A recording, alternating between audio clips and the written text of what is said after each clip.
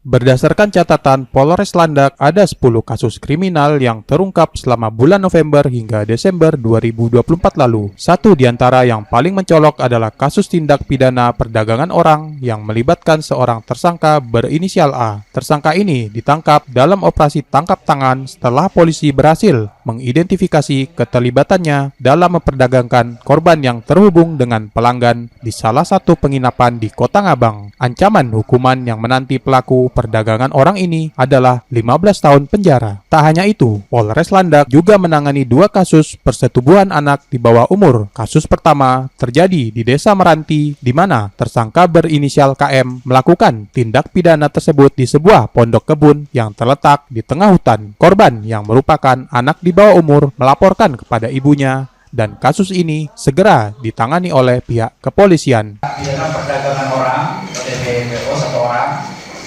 Kemudian ini kami sampaikan ancamannya cukup tinggi ya, ini 6 tahun. Kemudian kita bawa pergi anak 1 kasus, ancaman 7 tahun.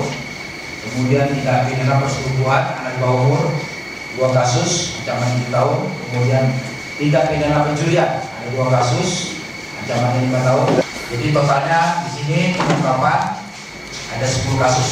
Selain itu, Polres Landak juga menangani kasus tindak pidana lainnya seperti pencurian, perjudian, penggelapan, dan kepemilikan senjata tajam. Total ada 10 kasus yang sedang diproses dengan ancaman hukuman yang bervariasi dimulai dari 5 hingga 10 tahun penjara. Persetubuhan anak di bawah umur ya, tadi ya 2 kasus ya. Persetubuhan anak umur 2 kasus ini tersangkanya inisial ya, KM ya. KM ini melakukan tindakan persetubuhan terhadap anak di bawah umur ya, di salah satu pondok kebun di dalam hutan.